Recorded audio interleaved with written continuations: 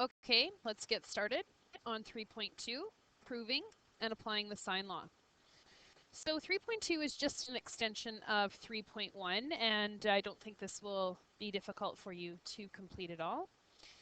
In the keep in mind section, it says here that you can use the sine law, a, small a, meaning side length a over here. So side length a over the sine of a equals side length b over the sine of b, which equals sine c, length of c over the sine of angle c to solve an acute triangle problem. You can use the sine law when you have two sides and the angle opposite a known side.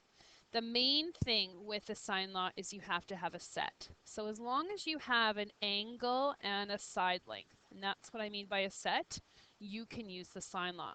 So if I know this angle and I know this side length, I can use the sine law. I would use it to solve for this angle here. It says you can use the sine law if you have two angles and any side. Here's my set. If I know this angle and I know this side length, and I have this angle, I could find this side length. Over here it says if you have two angles and a side length. Now, is there a problem here? We don't seem to have a set, do we? I can't circle a set. However, have a look at this angle. Would it be very difficult? Would it be very difficult to solve for this angle? It actually wouldn't, because I could find that angle by taking 180 and subtracting from whatever this was and whatever this was.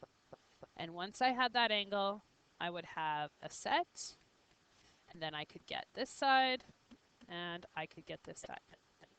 So down here it says if you know the measures of two angles in a triangle, you can determine the third because the angles must add up to 180. So to use the sine law, you have to have a set. Okay, and by a set, I mean an angle and the side opposite it. There we go. Okay, so there's only one example in this section.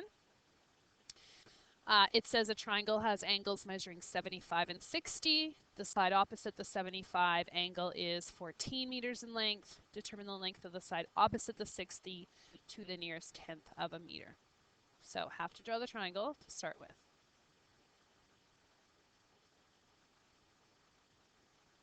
It says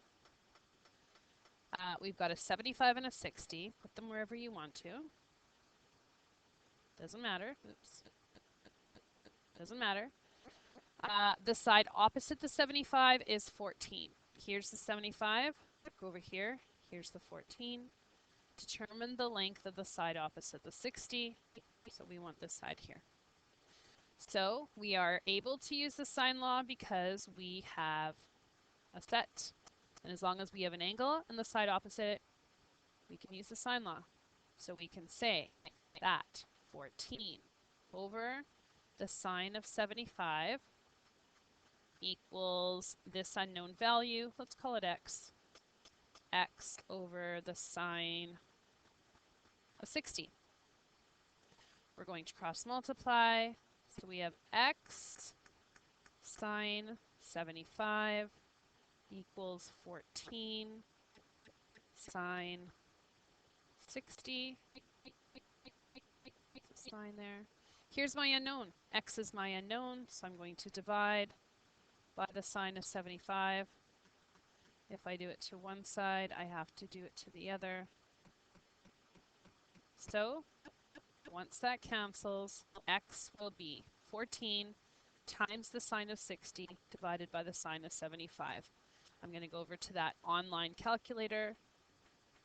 I'm going to go 14 sine. That's not going to work. Let's try it again. 14 times the sine of 60. I was trying to fill in 14 for the degree. Okay, 14 sine 60. Press enter here. Divide by the sine of 75. Enter.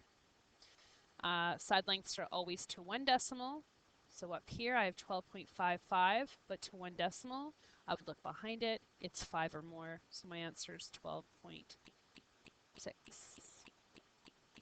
So my side length, 12.6. Take a quick look if that makes sense. 75 is bigger than 60, so 75 should make a bigger side than 60, and it did because 14 is greater than 12.6.